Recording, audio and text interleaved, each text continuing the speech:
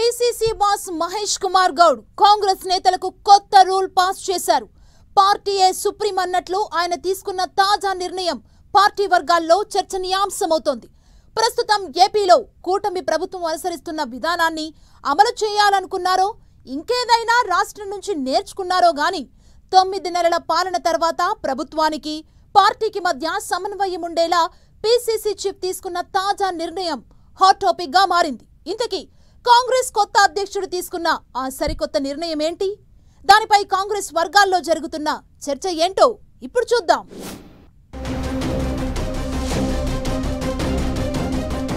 ప్రజాప్రభుత్వంగా చాటుకుంటున్న రేవంత్ రెడ్డి సర్కార్ ఇప్పుడు పార్టీ బాట పట్టనుంది. ఏపీలో కూటమి ప్రభుత్వం అమలు చేస్తున్న విధంగా పార్టీ కార్యాలయంలో మంత్రులు, ఎమ్మెల్యేలు ప్రజా సమస్యలను తెలుసుకోవాలని నిర్ణయించిన పీసీసీ చీఫ్ మహేష్ కుమార్ గౌడ్ ముఖ్యమంత్రి, మంత్రులంతా గాంధీ భవన్ కు రావాలని తాజాగా ప్రతిపాదించారు.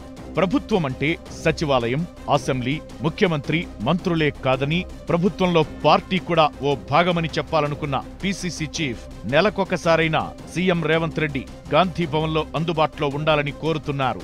అదేవిధంగా మంత్రులు కూడా వారానికి 2 సార్లు పార్టీ క్యాడర్ కష్టనష్టాలు తెలుసుకునే విధంగా గాంధీ భవన్ కు రావాలని సూచించారు. పీసీసీ చీఫ్ ప్రతిపాదనకు CM Revanth Reddy green signal ఇవ్వడంతో ఇకపై మంత్రులు వారం వారం గాంధీ భవన్లో ప్రత్యక్షం కావడం తప్పనిసరిగా మారింది.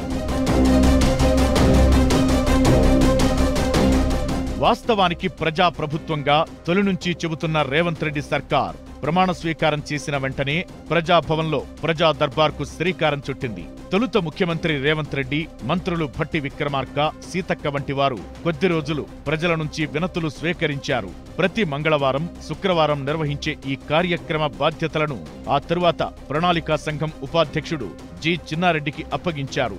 ఈ కార్యక్రమం ప్రభుత్వ పరంగా నిర్వహిస్తుండగా మంత్రులను ఇన్వాల్వ్ చేస్తూ వారిని గాంధీ భవన్ రప్పించే ప్లాన్ చేశారు PCC chief Mahesh Kumar Goud.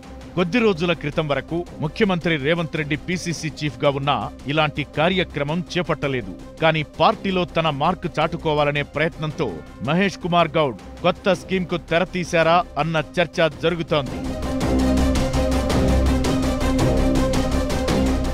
Party కార్యాలయంలో మంత్రులు అందుబాటులో ఉండాలని పీసీసీ చీఫ్ నిర్ణయించడంతో సీఎం కూడా గ్రీన్ సిగ్నల్ ఇచ్చారంటున్నారు. ప్రజాభవన్లో మంగళ, శుక్రవారాలు జరుగుతుండగా గాంధీ భవన్లో బుధ, శుక్రవారాల్లో మంత్రులు అందుబాటులో ఉండేలా నిర్ణయించినట్టు చెబుతున్నారు. దీంతో మంత్రులకు విడతల వారీగా గాంధీ భవన్ డ్యూటీ వేస్తారని చెబుతున్నారు. పీసీసీ చీఫ్ మహేష్ కుమార్ గౌడ్ ఇలాంటి నిర్ణయం తీసుకోవడం వెనుక పెద్ద ప్లానే ఉందని చెబుతున్నారు.